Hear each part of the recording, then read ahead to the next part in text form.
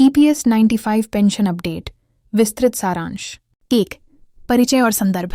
EPS 95 employees pension scheme 1935 के अंतर्गत सेवानिवृत्त लाखों कर्मचारी आज बहुत कम पेंशन पर गुजारा कर रहे हैं। किसी को मात्र RS 1000, किसी को RS 2000, तो किसी को RS 5000 या RS 6000 मिल रहे हैं। वहीं कुछ एक पेंशनर्स को RS 8000 तक की राशि मिलती है, लेकिन देश के करोड़ों बुजुर्गों के लिए यह रकम उनके जीवन यापन के लिए नाकाफी है।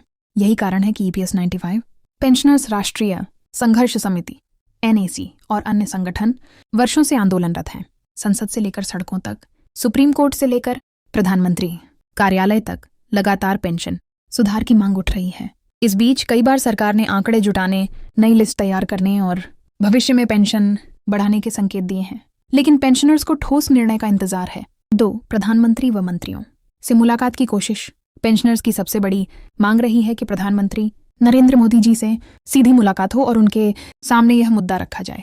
रक्षा मंत्री राजनाथ सिंह से मुलाकात। नेच के प्रतिनिधिमंडल ने रक्षा मंत्री से मिलकर मांग रखी कि पेंशन को बढ़ाकर 800 प्रतिमाह प्लस महंगाई भत्ता प्लस मुफ्त चिकित्सा सुविधा दी जाए।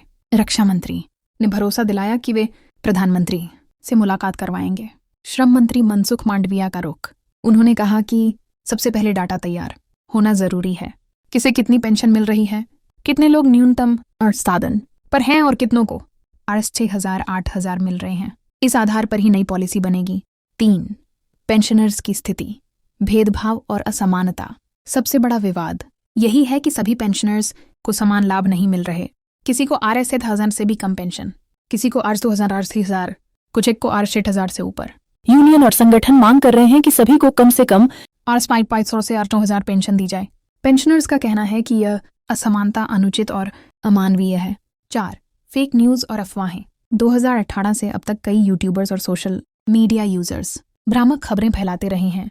कभी कहते हैं कल से पेंशन RS 75 से हो जाएगी, कभी कहते हैं सरकार ने नया आदेश जारी कर दिया। इसके खिलाफ NAC और अन्य समितियों ने प्रधानमंत्री कार्यालय को लिखा है और मांग की है कि ऐसे लोगों पर कानूनी कार्रवाई हो। 5. कमांडर अशोक रावत और NAC की भूमिका।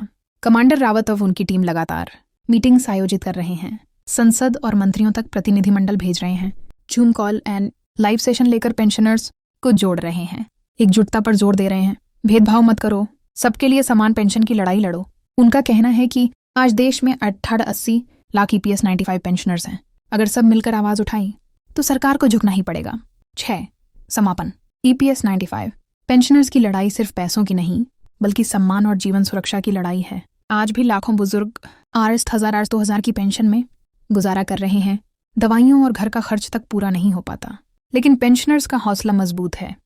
NAC, कमांडर रावत और विभिन्न संगठनों ने इसे राष्ट्रीय स्तर का आंदोलन बना दिया है। संसद से लेकर सुप्रीम कोर्ट तक हर जगह यह मुद्दा गूंज रहा है। अब निगाहें इस पर टिकी हैं कि प्रधानमंत्री कब ठोस घोषणा करेंगे, सुप्रीम कोर्ट का क्या फैसला आएगा और क्या पेंशनर्स की दशकों पुरानी मांगें आखिरकार पूरी होंगी।